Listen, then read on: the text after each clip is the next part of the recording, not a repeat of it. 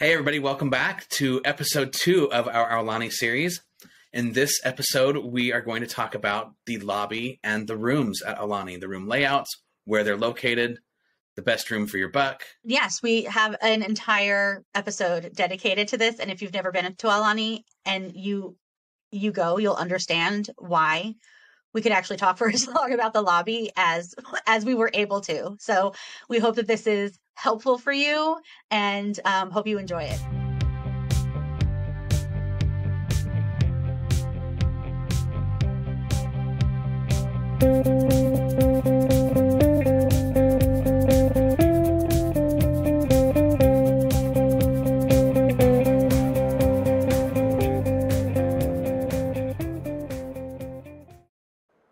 So the prettiest lobby of all is Aulani, right? Yeah, it is absolutely beautiful. And even before you look beyond the actual lobby, you step into this room, the lobby, it's like a smallish room with high ceilings, but with this artwork surrounding the lobby the one thing about Aulani that you should know is that the entire resort is telling a story, and it's telling a story about the culture, about the Hawaiian culture and the culture of the indigenous people to that island. And the story begins in the lobby with the artwork and throughout the lobby. And every elevator bank on every floor has unique artwork that tells like a different part of the story.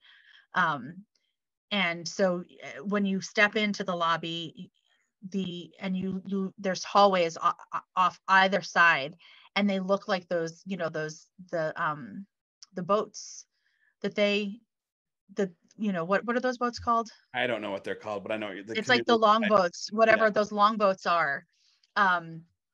It's slipping my mind right now, but the architecture and the artwork, all of it is so intentional. And just as an aside, Joe Rohde was the Imagineer who worked on Aulani, he is the Imagineer who Imagineered Animal Kingdom and Animal Kingdom Lodge.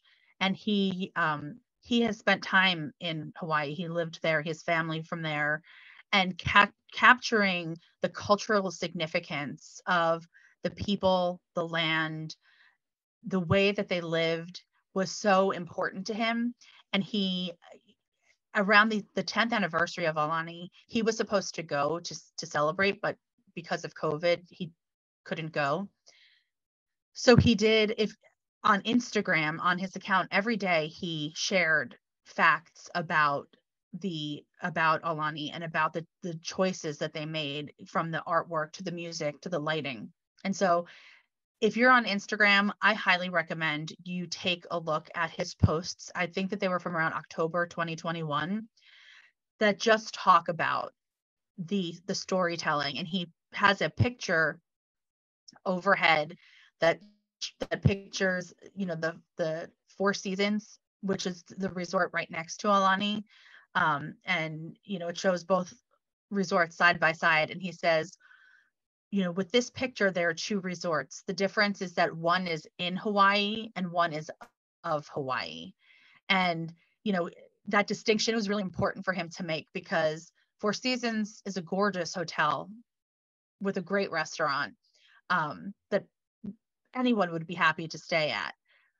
But Aulani is more than that. It is a structure, it is a culture that was built intentionally to really bring those cultural elements of storytelling to life. And you can see it everywhere you look. So again, yes, you walk into the lobby and you're immersed into this story, and then you look beyond to what's it called? The Waikolohe Valley, I think it's called, is what the pool complex is called. Yeah. And so you've got this volcano, you've got the lazy river, and way in the distance you can see a little sliver of the ocean, and you are, immersed in this culture and this story immediately from setting foot into that lobby. Well, and to your point, the theming of Aulani and the cultural representation of Aulani is It's not surface level. You know, it is ingrained in nearly every aspect of that property, from the tile on the floor to the fans they chose on the ceiling to the design of the architecture.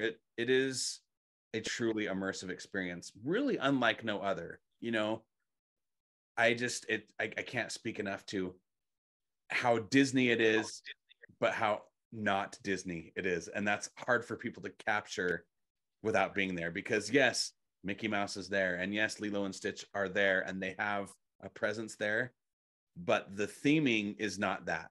The theming is Hawaiian through and through. You almost have to go looking for the Disney, but yet it's still Disney because you know you're immersed in the world that they've created. Well, and I think that, you know, to your point, it's Disney because Disney does detail like no other. And so the detail that was paid to capturing the culture and to bringing it to life in a tasteful, respectful way is, you know, it's what Disney does best. And they nailed it at Aulani. Absolutely. Well, and you know, moving past the lobby, you know, Aulani is a combined resort, so there are regular hotel rooms, plus there's the DVC wing. The DVC has what you'd expect: studio, 1, 2, and 3 bedrooms. Did you get to tour the 3-bedroom when you were there? They have an open house at the I 3 didn't. It's only open like every other day or something.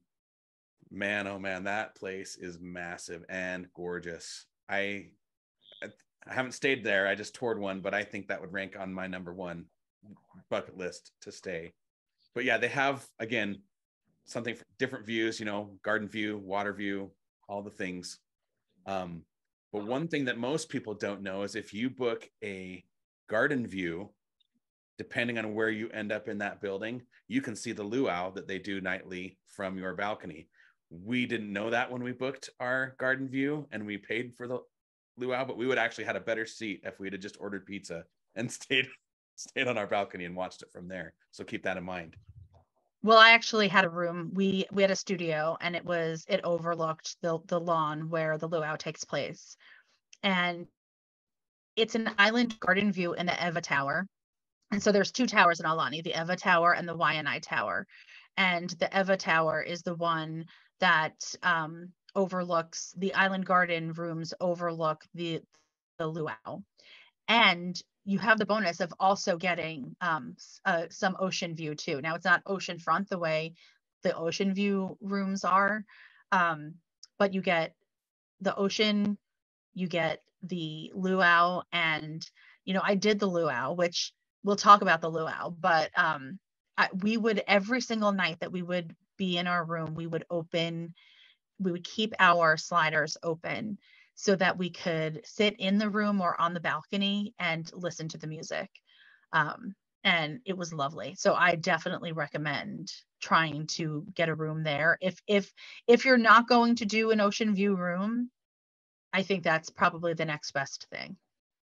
Well, and the point charts between an ocean view and a garden view are pretty substantial differences. So, I mean, if you're looking to go to Aulani to save some points, the garden view, like we say, may have a view of the luau, but that it's definitely going to have a view of the mountains and, you know, the surrounding island. And there's nothing wrong with that view. And it's not a long walk to get to the ocean from anywhere at that resort. No.